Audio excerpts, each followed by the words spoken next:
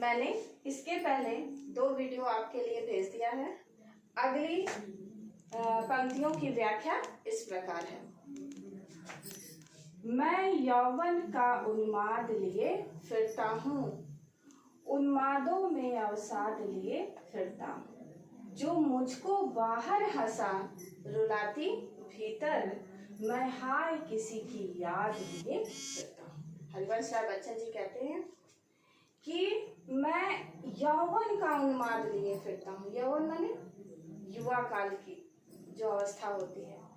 युवा काल में जो बच्चों में उत्साह और उमंग रहता है, उस तरह की मस्ती उनकी कविताओं में दिखाई देती है। वो कहते हैं कि मेरे अंदर मेरी अवस्था इतनी हो गई है, लेकिन आज भी मेरे अंदर वही स्फूर्ति और वही उन्माद मस्ती दिखाई देता है। लेकिन उन्मादों में अवसाद लिए फिरता हूँ। उस उन्माद, उस मस्ती में भी अवसाद है। अवसाद माने दुख।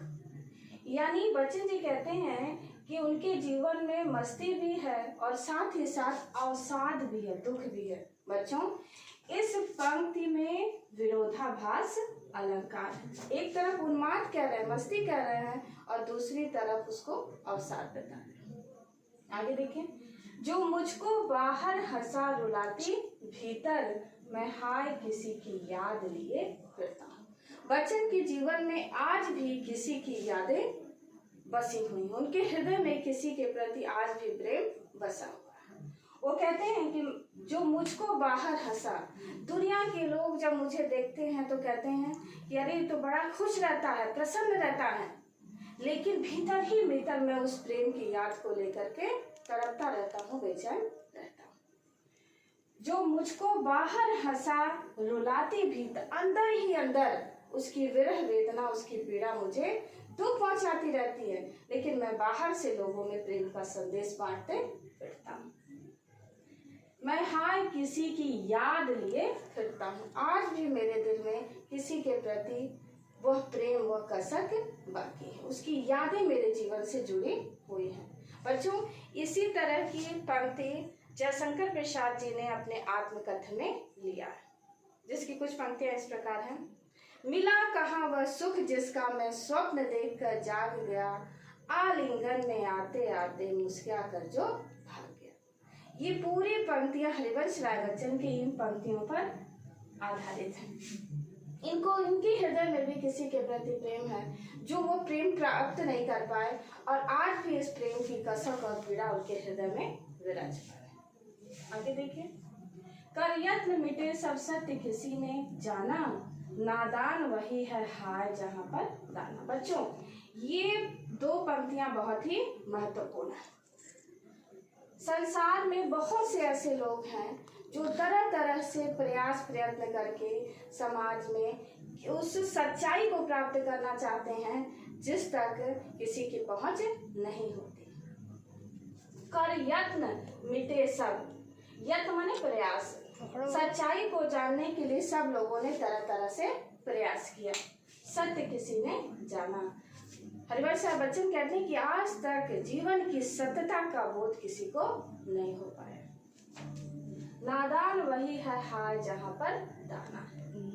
नादान, संसार में बहुत से ऐसे लोग हैं जो केवल भौतिक वस्तुओं का संग्रह करने में लगे हैं। बच्चन जी कहते हैं कि वही वास्तव में नादान है जो धन संपत्ति का संग्रह करने में लगे हैं। नादान वही है हाय जहाँ पर दाना। दाना माने भौतिक सुख सुविधाएं। जहाँ भौतिकता के पीछे व्यक्ति भागता रहता है, वास्तव में वही व्यक्ति सबसे नादान है। तो बच्चन जी कहते हैं कि सभी लोग तरह तरह से प्रयास करते हैं, प्रयत्न करते हैं ईश्वर की सत्यता को जानने के लिए, लेकिन कोई उसको जान नहीं पाता है।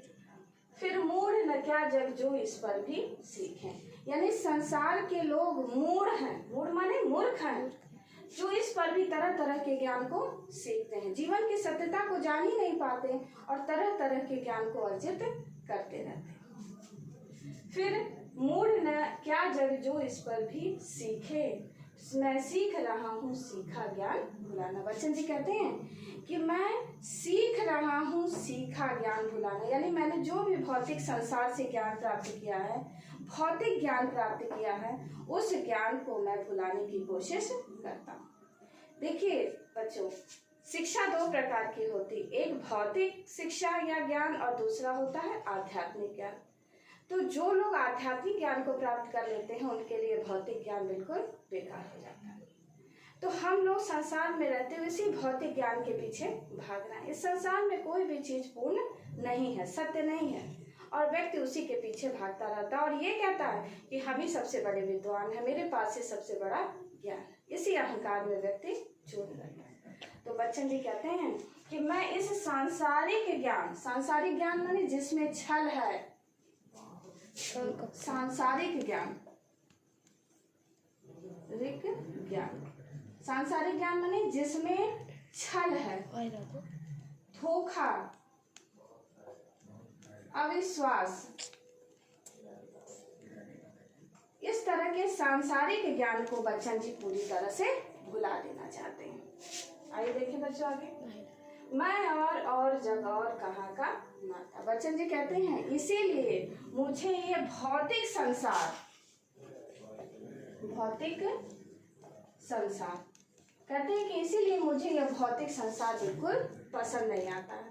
मैं और जग और कहाँ का नाता। बच्चन जी कहते हैं कि मैं और यह भौतिक संसार, मैं अलग हूँ और यह भौतिक संसार बिल्कुल अलग है। मेरा इस भौतिक संसार के से किसी तरह का कोई नाता रिश्ता नहीं है। यहाँ पर तीन तरह के बच्चों, यहाँ पर कवि ने तीन और शब्द का प्रयोग किया है। तीन और शब्द का प्रयोग किया है। इस और के तीन अर्थ थे, एक और, मैं और। एक जो पहला और है वह बच्चन जी के लिए आया है, बच्चन जी के लिए, और दूसरा और जो है, दूसरा और दोनों को जोड़ने के लिए आया है, और तीसरा और, तीन और है यहाँ पर, पहला, दूसरा और तीसरा। ये जो तीसरा और है वह संसार के लिए आया है, संसार के लिए। तो बच्चन जी कहते हैं कि मैं और, यानी मैं बिल्कुल अलग हूँ, और जग और यह संसार अलग है। मेरा इस भौतिक संसार से कोई भी लेना देना नहीं है। मेरा अपना एक अलग कल्पना का संसार है, जिस संसार को मैं अपने तरीके से रोज बनाता हूँ और बिगाड़ता हूँ। कहाँ का नाता। कहते हैं कि मेरा इस भौतिक संसार से कोई भी नाता रिश्ता नहीं है, क्योंकि इस भौतिक संसार में लोगों के बीच ईर्ष्या, द्वेष, क्रोध, लोभ, लालच, छल कपट है, इसलिए उनको इस तरह का भौतिक संसार बिल्कुल भाता नहीं।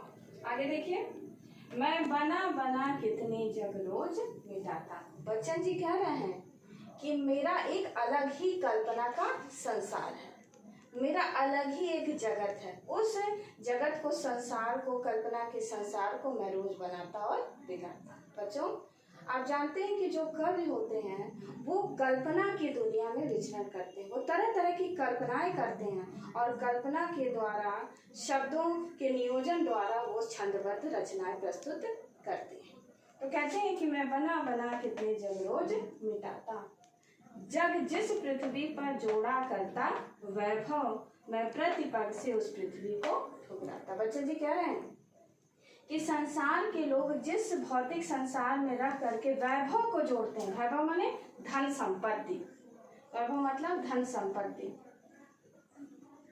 जिस धन संपत्ति को जोड़ते रहते हैं, मैं प्रतिपक्ष से अपने एक एक कदम से उस धन संपत्ति को ठुकराता रहता हूँ। मैं निज रोदन में राग लिए फिरता हूँ, शीतल वाड़ी में आग लिए फिरता हूँ। निज रोदन में यानी मैं अंदर ही अंदर किसी के प्रेम की पीड़ा में अंदर ही अंदर रोता रहता हूँ और उसी भाव को मैं शब्दों के माध्यम से अभिव्यक्त करता हूँ। शीतल वाणी में आग लिए फिरता हूँ। मैं बड़े ही शीतल शुद्ध शब्दों में बहुत ही खुश होकर के, प्रसन्न होकर के अपने भावों की अभिव्यक्ति करता हूँ। लेकिन मैं जो भी रचनाएं लिखता हूँ वह लोगों में क्रांति पैदा करते हैं, क्रांति उत्पन्न करते हैं। हो जिस पर भूपों के प्रासाद निछावा, भूपो माने राजा। जो मैं थोड़ी बहुत रचनाएं लिखता हूँ, मेरे अंदर की जो अभिव्यक्ति है, वो उस रचना को, उस गीत को, छंद को लोग पढ़ते हैं और पढ़ करके बड़े बड़े राजा महाराजा मेरे ऊपर प्रासाद निछावर करते हैं। प्रासाद माने महल, मुझे उपहार स्वरूप अपना महल धन संपत्ति मुझे देते हैं। मैं वह खंडहर का भाग लिए फिरता हूँ। बच्चन जी कहते हैं मेरा जीवन तो खंडहर की तरह है, टूटा फूटा, जैसे खंडहर में टूटा फूटा अंश पड़ा रहता है, उसी तरह से मेरे जीवन में कुछ पूर्णता नहीं है। मेरा जीवन खंडहर की तरह है और उसी खंडहर में उसी दुख की अभिव्यक्ति मैं शब्दों के माध्यम से करता हूँ और लोग उसको पढ़ते हैं और वाह वाह करते हैं और उस पर तरह तरह की चीजें मेरे ऊपर निछावर करते हैं। तो बच्चन जी कहते हैं कि मेरा जीवन दुखों से भरा हुआ है। आगे देखिए, मैं रोया इसको तुम कहते हो गाना, मैं फूट पड़ा तुम कहते छंद बनाना।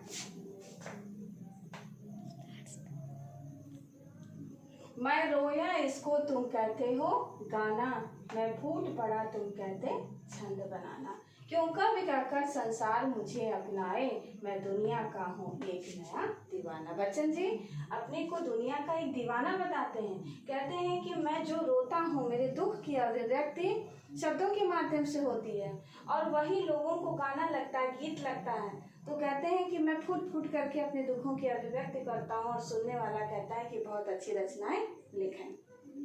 इसी तरह की एक पंक्तियां फिराक गोरखपुरी ने लिखा है, आबो ताबशार न पूछो तुम भी आंखें रखे हो, ये जगमग बैतों की दमक है या हम मोती रोले। वो भी अपने दुखों की अभिव्यक्ति करते हैं और पढ़ने वाले सोचते हैं कि बहुत अच्छी रचनाएं लिखता है। इसी तरह की पंक्तियां आदि कवि वाल्मीकि जी ने, क्रौंच पक्षी का जोड़ा एक बार आकाश में उड़ रहा था और किसी शिकारी ने उसको तीर से मार करके घायल कर दिया और वो पक्षी का जोड़ा तड़प रहे थे। उस विरह को देख करके, दुख को देख करके उनके मुंह से सरस रचनाएं निकली। तो बच्चन जी कहते हैं कि मैं दीवानों का वेश लिए फिरता हूँ। कहते मैं तो दीवाना हूँ प्रेम का और लोगों में प्रेम बांटते हुए चलता हूँ। मैं मादकता निशेष लिए फिरता हूँ। मेरे जीवन में केवल मादकता है, निशेष माने पूरी तरह से मस्ती है, जिसको सुनकर जग झूम झुके लहराए। मैं मस्ती का संदेश लिए फिरता हूँ। मैं सभी में प्रेम का संचार करता हूँ, मस्ती का सभी को संदेश देते हुए फिरता हूँ। धन्यवाद।